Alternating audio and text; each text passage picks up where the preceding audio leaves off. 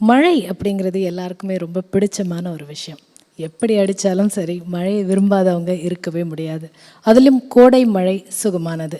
அந்த கோடை மழையின் சுகத்தையும் சந்தோஷத்தையும் தன் பேரோடு இணைத்து கதிரவனின் கோடை மழை அப்படிங்கிற ஒரு நல்ல படத்தை கொடுத்துருக்காரு அறிமுக இயக்குனர் கதிரவன் அவர்கள். வெளிவந்து ரசிகர்களிடையே நல்ல வரவேற்பை பெற்று வரும் இந்த வெற்றி படத்தோட படக்குழுவினர் தான் இன்றைக்கி நம்ம அரங்கத்தில் சந்தித்து பேச போகிறோம்.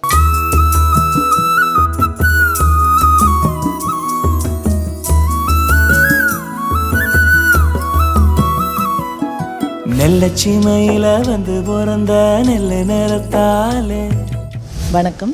முதல்ல நம்ம நிகழ்ச்சிக்கு போகிறதுக்கு முன்னாடி ஒரு நல்ல படக்குழுவினர், நல்ல படத்தை கொடுத்த ஒரு படக்குழுவினரை சந்தித்த மகிழ்ச்சி எங்களுக்கு இருக்குது. முதல்ல எங்களுடைய வாழ்த்துக்கள் நேயர்கள் சார்பாகும். கோடை மழை அப்படின்னு ஏற்கனவே கூட ஒரு படம் வந்திருக்கு, ஞாபகம் இருக்குது இன்னும் ரசிகர்களுக்கு.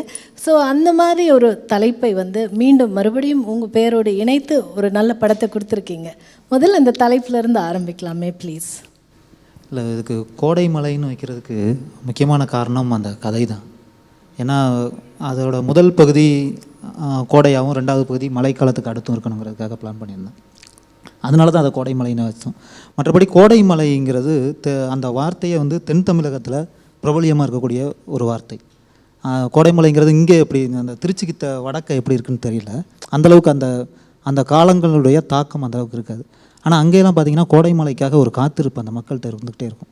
அந்த பங்குனி மாதம் ஆரம்பிச்சிருச்சுனாலே கோடை அதிகமாக இருக்கும். அந்த காலத்தில் வந்து வெயில் ஓவராக இருக்கும். அந்த மாதிரி நேரங்களில் வந்து மழைக்காக மக்களுடைய காத்திருப்பு அதிகமாக இருக்கும். அதே மாதிரி இதில் வந்து சில கதாபாத்திரங்கள் ஒரு கதாபாத்திரத்துக்காக காத்திருக்கக்கூடிய ஒரு நிலை இருக்கும் அந்த கதைக்குள்ளே. அதனால தான் அந்த கதைக்கு வந்து கோடை மலைன்னு வச்சது. தொடர்ந்து இந்த படத்தை பற்றி பேசுறதுக்கு முன்னாடி களஞ்சியம் சார்கிட்ட வந்து பேசிக்கலாம். வணக்கம் சார். வணக்கம் சார். உங்களை ஒரு கிரியேட்டராக நாங்கள் நிறைய படத்தில் பார்த்துருக்கோம். நிறைய கதாபாத்திரங்களை நீங்கள் உருவாக்கியிருக்கீங்க. நிறைய நல்ல படங்களை கொடுத்துருக்கீங்க. உங்களுடைய ரசிகர்கள் வந்து இந்த படத்தில் உங்களை பார்த்து ரொம்ப சந்தோஷப்பட்டிருக்காங்க. இந்த படத்தில் ஒரு மிக முக்கியமான கதாபாத்திரத்தில் நீங்கள் நடிச்சிருக்கீங்க. முதல்ல ஒரு இயக்குனராக இந்த படத்தை பற்றி எங்களுக்கு கொஞ்சம் சொல்லுங்கள் சார். படம் தயாராகும்போது உங்களுக்கு இருந்த மனநிலை, அதுக்கப்புறம் அந்த படத்தை இப்போ தியேட்டரில் ஆடியன்ஸோடு சேர்ந்து பார்க்கும்போது நீங்கள் என்ன ஃபீல் பண்ணுறீங்க, அதை பற்றி கொஞ்சம் சொல்லுங்கள். ஒரு இயக்குனராக இந்த திரைப்படம் வந்து எனக்கு வந்து ஒரு முழுமையை வந்து ஏற்படுத்திய ஒரு திரைப்படம். கதாநாயகன், கதாநாயகி, மற்ற அந்த படத்தில் வரக்கூடிய ஒரு சின்ன சின்ன கதாபாத்திரங்களுக்கு கூட மிகப்பெரிய ஒரு உயிரோட்டம் இருக்கிறதுனால இந்த திரைப்படம் வந்து ஒரு முழுமையான திரைப்படமான ஒரு உணர்வை வந்து எனக்கு வந்து ஏற்படுத்துது. எனக்கு ரொம்ப பிடிச்சிருந்துச்சு இந்த வந்து படம். அதன் பிறகு வந்து என்னுடைய கதாபாத்திரம் அப்படின்னு பார்த்துக்கிட்டிங்க அப்படின்னா அது ஒரு நேர்மையான ஒரு கதாபாத்திரம். அதை ஏற்று நடிப்பதற்கு எனக்கு அந்த வாய்ப்பை அளித்த இயக்குனருக்கு உண்மையாகவே நான் வந்து நன்றி கடமைப்பட்டிருக்கேன். நடிக்கும்போது எனக்கு இருந்த உணர்வை விட படத்தை வந்து பார்க்கும்போது ரசிகர்கள் திரையரங்கில் அதை வந்து ரசிக்கிறம்போது உண்மையாகவே எனக்கு ரொம்ப பெருமையாக இருக்குது. அந்த கதாபாத்திரம் வந்து தமிழ் சினிமாவில் ஒரு மறக்க முடியாத ஒரு கதாபாத்திரமாக நிச்சயமாக இருக்கும். டைரக்டர் வந்து உங்களை எப்படி இந்த படத்தில் ரோப் பண்ணார்? ஆமாம், என்னுடைய நண்பர்கள் மூலமாக வந்து டைரக்டர் என்னை வந்து சந்தித்தார். இந்த படத்தில் வந்து கலைசேகரன்னு ஒரு தம்பி நடிச்சிருக்கார். அவர் என்னுடைய நண்பர் ஒருத்தர் குருமூர்த்தின்னு ஒரு தோழர், அவங்க மூலமாக வந்து எனக்கு இயக்குனர் வந்து அறிமுகமானார். அந்த படத்தில் நடிக்கணும் அப்படின்னு சொல்லி அந்த கேரக்டரை வந்து அவர் சொன்னபோது சரி, நான் அப்போ களவு தொழிற்சாலைங்கிற ஒரு படத்தில் வந்து போலீஸ் ஆஃபீஸராக நடிச்சிருக்கேன் அதில். அதனால் திரும்பவும் இன்னொரு தடவை போலீஸ் ஆஃபீஸராக அப்படிங்கிற மாதிரி ஒரு சின்ன தயக்கம் இருந்தது. பட் அந்த இயக்குனர் அந்த கதையை வந்து சொன்னபோது அந்த அண்ணன் தங்கச்சி உறவு அப்படிங்கிறது வந்து தமிழ் சமூகத்தில் வந்து ரொம்ப ரொம்ப ஒரு முக்கியமான ஒரு உறவு. அதனால வந்து எனக்கு அந்த அண்ணனாக வந்து பெரிய பெரிய நடிகர்கள்லாம் வந்து நடிச்சிருக்காங்க. ரஜினிகாந்த் சார்லேருந்து ஆரம்பித்து அத்தனை நடிகர்களும் நடிச்சிருக்காங்க. ஸோ அந்த மாதிரியான ஒரு வாய்ப்பை வந்து எனக்கு வந்து கொடுக்குறாங்க, அதை நம்ம மறுக்கக்கூடாது அப்படின்ட்டு நான் வந்து அது நடிக்க போனேன். ஒரு உண்மையாகவே தன் தங்கை மீது பாசமும் பற்றும் இருக்கக்கூடிய ஒரு அண்ணனுடைய கதாபாத்திரம். அதை ஏற்று நடித்ததில் உண்மையாக எனக்கு ரொம்ப பெரிய மகிழ்ச்சி.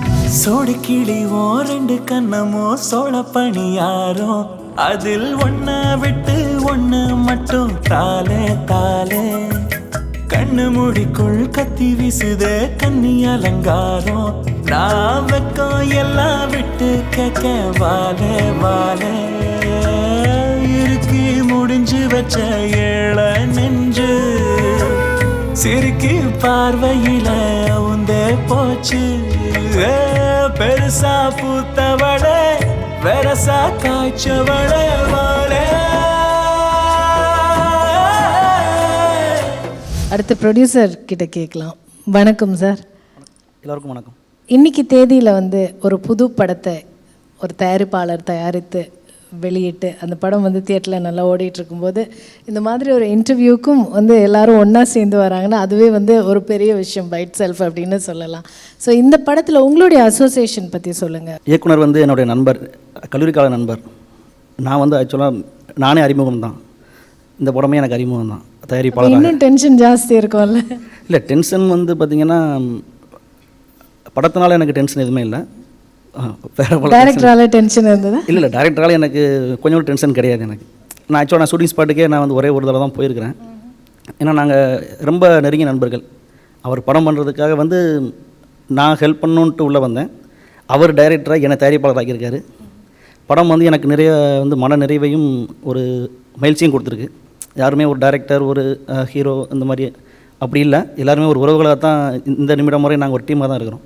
ஸோ அதுவே எங்களுக்கு ரொம்ப மகிழ்ச்சியாக இருக்குது. இப்போ உங்கள் ப்ரொடியூசர் சொன்ன மாதிரி திரைக்கு பின்னால் நாங்கள் வந்து ப்ரொடியூசர் டைரக்டர் ஆக்டர் அப்படியெல்லாம் இல்லை, நாங்கள் எல்லாரும் ஒரு ஃபேமிலியாக இருக்கோம் அப்படின்னு சொல்லி. அதே மாதிரி இந்த மாதிரி கிராமிய மனத்தோடு இருக்கிற படங்கள், மெல்லிய உணர்வுகளை வந்து சொல்லக்கூடிய படங்கள், யதார்த்தத்தை ஒட்டி இருக்கக்கூடிய படங்களில் வந்து குறிப்பாக சினிமாட்டோகிராஃபரோட வேலை தனியாக தெரியணும், இல்லை எடிட்டரோட வேலை தனியாக தெரியணும் அப்படிங்கிற மாதிரி ஸ்கோப் இருக்காது. அவங்க வந்து அதோட எந்த அளவுக்கு மர்ஜ் ஆகி வித்தியாசம் தெரியாத மாதிரி எல்லாம் ஒரு கலவையாக ஒரு அழகாக ஒரு ப்ராடக்டாக எப்படி அந்த படம் வருதுங்கிறதுல தான் அந்த படத்தோட சிறப்பாக அமைஞ்சிருக்கு.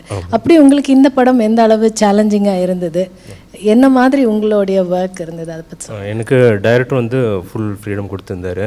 வழக்கமாக ஒரு சாங் எடிட் பண்ணி நான் கொஞ்ச நேரம் பார்த்து, நாங்கள் நிறைய வாட்டி பார்த்துருப்போம் நாங்கள்.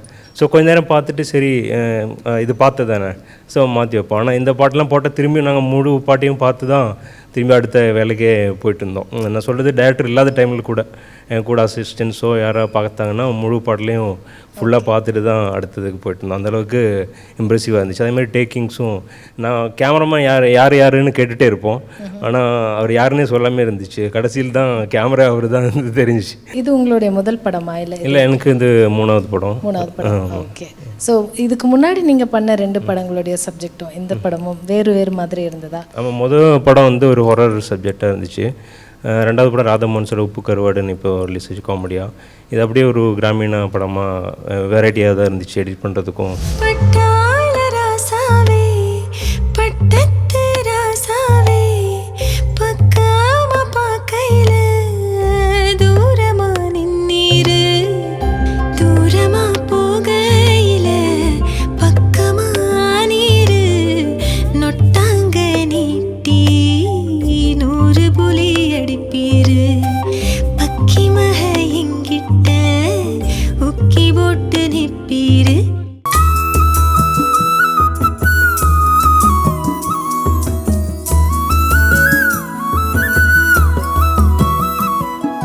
நெல்லச்சிமையில வந்து பிறந்த நெல்ல நேரத்தாலே.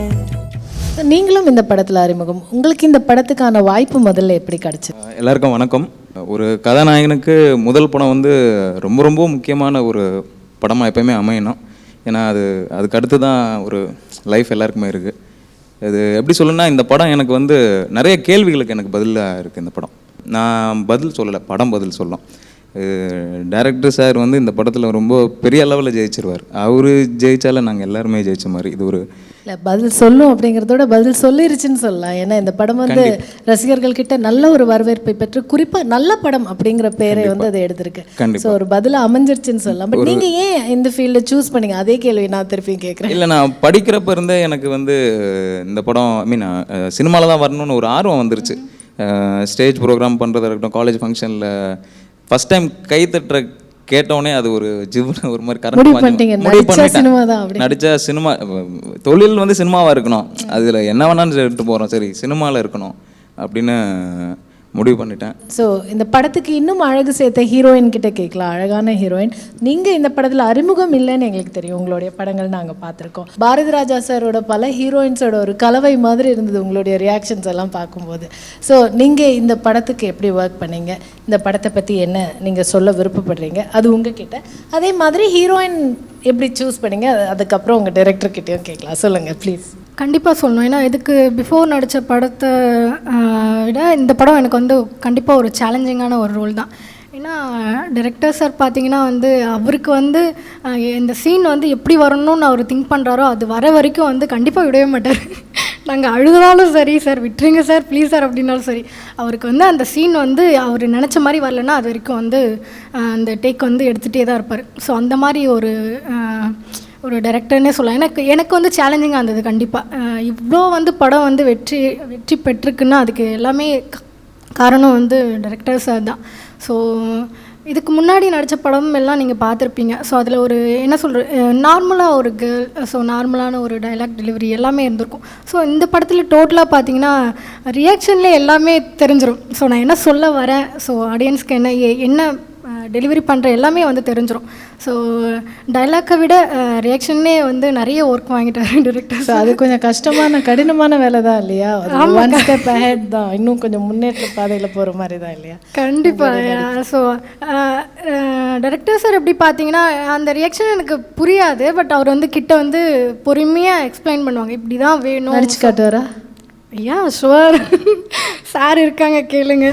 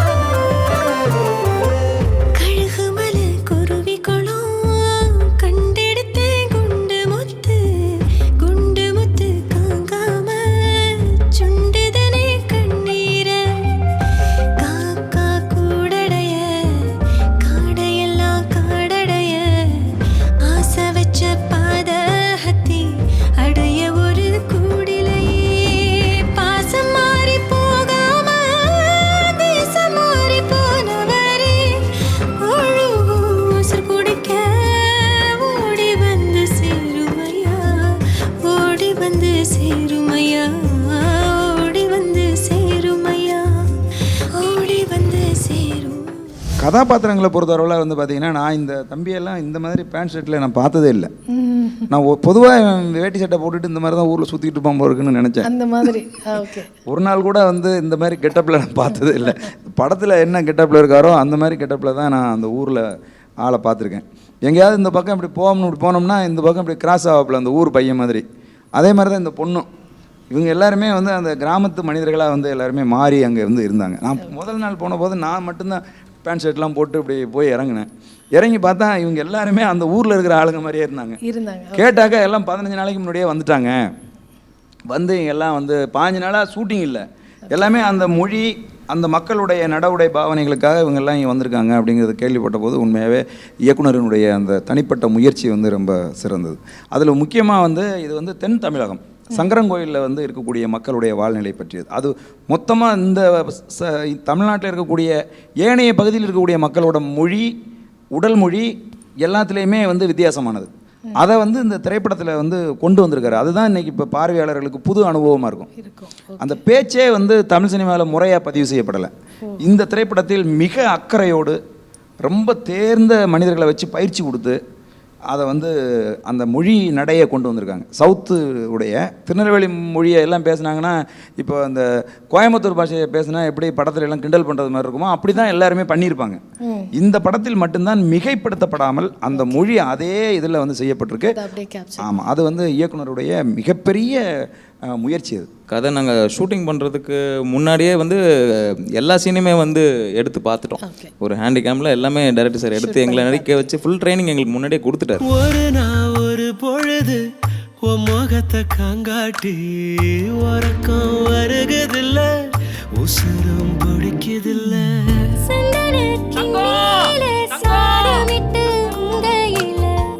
உங்களை நினைச்சாக்கா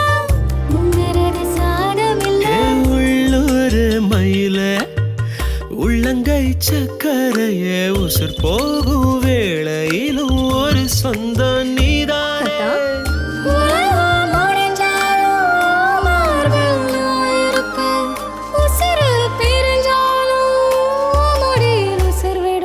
சார் அதே மாதிரி அடுத்து இயக்குனராக உங்ககிட்ட நிறைய விஷயங்கள் பேசணும். இந்த படத்தோட ஒளிப்பதிவாளராக என்னை ஒளிப்பதிவாளராக ஆகிறதுக்கு முக்கியமான காரணம் அவர் தான், கேமராமேன் சிலத்துறை. எனக்கு பக்கத்து இருக்கார். ஆனால் சினிமாவுக்கு வர்றதுக்கு முன்னாடி எனக்கு அவரை தெரியாது. வந்த பிறகு தான் பக்கத்தூர் சொந்தக்காரர் அப்படிங்கிறதே தெரியும். நான் அசிஸ்டன்ட் டைரக்டருக்காக ட்ரை பண்ணிகிட்டு இருக்கும்போது ஆரம்பத்தில் அவர் வந்து சும்மா சரி கதிர் சும்மா தானே இருக்கீங்க வாங்க அப்படின்னு சொல்லிட்டு போய் ஏதோ திருமாக்கோள் அதுன்னு பிடிச்சிட்டு நடப்போம். அப்படி ஆரம்பித்து தான் மறுபடியும் சரி கொஞ்சம் இன்வால்மெண்ட்டோட அங்கே பார்க்கும்போது அப்போ ஃபில்மு எல்லாம் வந்து ஒரு டேரக்டர் என்னதான் இருந்தாலும் கூட அந்த யூனிட் வந்து கேமராமேனை தான் பயங்கரமாக மதிக்கும். கேமரா முன்னாடி நிற்கணும்னா யார் வேணாலும் வந்து டைரக்ஷன் பண்ணலாம். ஆனால் கேமராவை தொடணுன்னா நான் ஃபஸ்ட் டைம் அந்த கேமராவை தொடும்போது அப்படியே கையெல்லாம் நடுங்குச்சு. ஸோ அதனால அப்போ தான் முடிவு பண்ணேன் சரி கண்டிப்பாக கேமரா பண்ணணும் அப்படின்ட்டு. ஒளிப்பதிவும் நம்ம பண்ணணும் அப்படின்னு முடிவு பண்ணீங்க. மற்றபடி இந்த இடங்கள் அந்த இது நான் எங்களோட சொந்த ஊர் சங்கரங்கோயில் வந்துட்டு, அதனால் வந்து நிறைய நான் பார்த்து வளர்ந்த இடம் அது. அதனால் எந்தெந்த இடம் எந்தெந்த நேரத்தில் எப்படி அழகாக இருக்குங்கிறது எனக்கு நல்லா தெரியும். அந்த படம் வந்து ஒளிப்பதிவில் ரொம்ப நல்லா வந்ததுக்கு முக்கியமான காரணம் என்னோடய சொந்த ஊருங்கிறதுனால.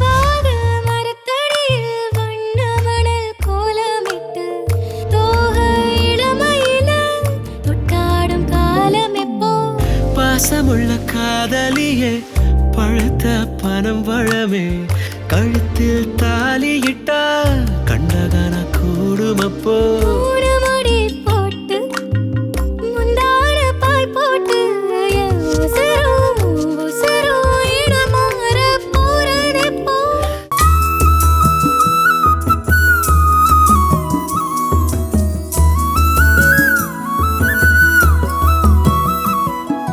நெல்லச்சிமையில வந்து பிறந்த நெல்ல நிறத்தாலே. இந்த படத்தை வந்து வெளிவரதுக்கு முன்னாடி பாடல் வெளியீட்டு விழாலேயே வந்து இந்த படத்தை பற்றி எல்லாரும் பேசினது திரும்பி பார்க்க வச்சது வந்து இந்த படத்துடைய எல்லா பாடல்களும் மிகு வைரமுத்து அவர்கள் எழுதினார். ஸோ அது வந்து எப்படி அமைஞ்சது? நான் எப்போவுமே அவரோட கவிதைகள் அவரோட பாடல் வரிகளுக்காக போய் படம் பார்த்துருக்கேன் காலேஜுக்கு படிக்கும்போது. ஸோ அப்போ இருந்தே நான் அவரோட பாடல்களை கேட்டு தான் அவரோட பாடல்கள் புத்தகங்களை படித்து தான் அவ்வளோதான். அதனால் அவர்கிட்ட போனோடனே நான் சொன்னது இது வந்து ஒரு நெல்லை வட்டாரத்தில் எடுக்கக்கூடிய ஒரு கதை. அதனால் வந்து எல்லா பாடல்களுமே நெல்லை வட்டார வழக்கில் இருக்கணும் அப்படின்னா அவருக்கே ரொம்ப அவர் அப்போவே சொன்னார், தம்பி அதில் அந்த நெல்லை வட்டார வழக்கில் ஒரு அழகு இருக்குது, அது கண்டிப்பாக நம்ம பண்ணுவோம் அப்படின்னாரு. நெல்லை சீமையில் வந்து பிறந்த நெல்லு நிறத்தாளே என்று பாட்டு தொடங்குகிறது. ஒவ்வொரு பாடலை எழுதி முடித்த பிறகு ஏதாவது ஒரு வரி நெஞ்சில் தங்கிவிடும். அது நம்மை தூங்க விடாது, படைத்தவனையே அது பாடாய்ப்படுத்தும். என்னை படுத்திய ஒரு வரி நெல்லு நிறத்தாளே என்ற வரி. நெல்லின் நிறம் இருக்கிறதே அது தங்கமுலாம் பூசிய நிறம், தானியம் மஞ்சள் குளித்த நிறம். தமிழச்சிகளுக்கு என்று ஏற்பட்ட ஒரு இள மஞ்சள் நிறம். நெல்லச்சீமையில் வந்து பிறந்த நெல்லு நிறத்தாளே, நித்த நித்தம் நீ எங்க வீட்டுக்கு வந்து போவியாலே. மையல் வருகுதலே மசமசன்னு ஆகுதலே, கண்டாங்கி மேட்டு மேலே ரெண்டான துள்ளுதலே, எட்டி தொடாமலே என்னுசுறு போகுதலே, முழுமூச்சு நின்று போச்சு முழங்காலு காங்காமலே என்று ஒரு பாட்டு. இந்த பாட்டில் இலக்கியம் குறைவாக இருக்கலாம், ஆனால் இந்த பாடல் இருக்கிற இதயம், இந்த பாடல் இருக்கிற வட்டார மனம், மனசுகளின் குளுமை, மனசுகளின் நேர்மை இந்த பாடலில் விளங்கி இருக்கிறது. இந்த பாடலை எப்படி படமாக்கி இருப்பாரோ என்று ஆர்வத்தோடு காத்திருந்தேன். நான் நினைத்த உயரத்திற்கு மேல் கதிரவன் இந்த பாடலை படமாக்கி இருக்கிறார். நெல்லச்சிமையில வந்து பிறந்த நெல்ல நிறத்தாலே, நித்த நித்த நீ எங்க வீட்டுக்கு வந்து போயால. மையல் வருகுதல மசமசன ஆகுதல, கண்டாங்கி விட்டு மேல ரெண்டான துள்ளதுல, எட்டி தொடாமல உசுறு வேகாதுல, முழு மூச்சு நின்னு போச்சு முழங்காலு காங்காமல. 30 ஆண்டுகளுக்கு பிறகும் பொத்தி வச்ச மல்லிகை மொட்டு பூத்திருச்சு வெக்கத்தை விட்டு என்ற பாடலில் அந்த பாடலில் இருக்கிற வாசம் இன்னும் குறையவில்லை. காற்றில் அந்த வாசம் இன்னும் இருக்கிறது. இந்த காதலர்கள் நெருங்கி பழகுகிற போது பாடலை எப்படி ஆரம்பிப்பது என்ற ஒரு குழப்பம் எனக்கு எப்போதுமே மேலிடும். இந்த குழப்பம் வந்த பொழுது அந்த காதலி சொல்லுகிறாள், இப்போது நான் பரவசமாக இருக்கிறேன், பாட வேண்டும் போல் இருக்கிறது, மனசு குழைந்து குழைந்து நெகிழ்ந்திருக்கிறது, நான் காதலில் திளைக்கிறேன், இந்த நேரத்தில் எனக்கு பாட்டு பாட வேண்டும் என்ற ஆசை தோன்றுகிறது, என்ன பாட்டு பாட என்று அவளாகவே தனக்குத்தானே கேட்டுக்கொண்டு பாடுவதாக ஒரு பல்லவி எழுதியிருக்கிறேன். பொத்தி வச்ச மல்லிகை மொட்டு பாடணும் போல் இருக்கு, போர்வைக்குள்ள 2 பேரும் தூங்கணும் போல் இருக்கு, நடுமுதுகில் நண்டு ஒன்று ஊறுவது போல் இருக்கு, அது நண்டு இல்லை நான் தான்னு சொல்லணும் போல் இருக்கு.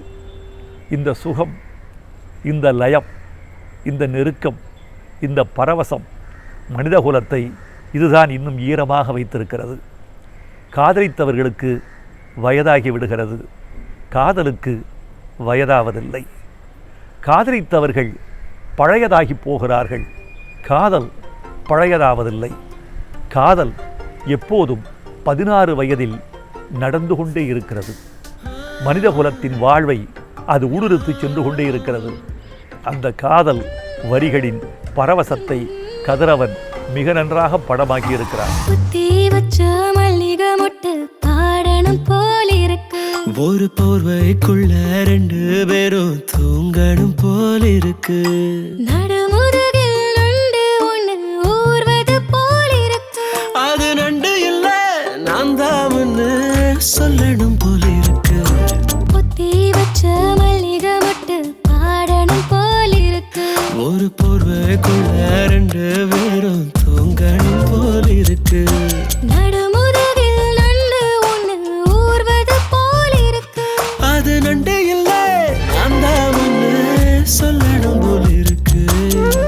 இவர்களின் வெற்றி அடுத்த கட்ட பயணத்திற்கு துணை இருக்கட்டும்.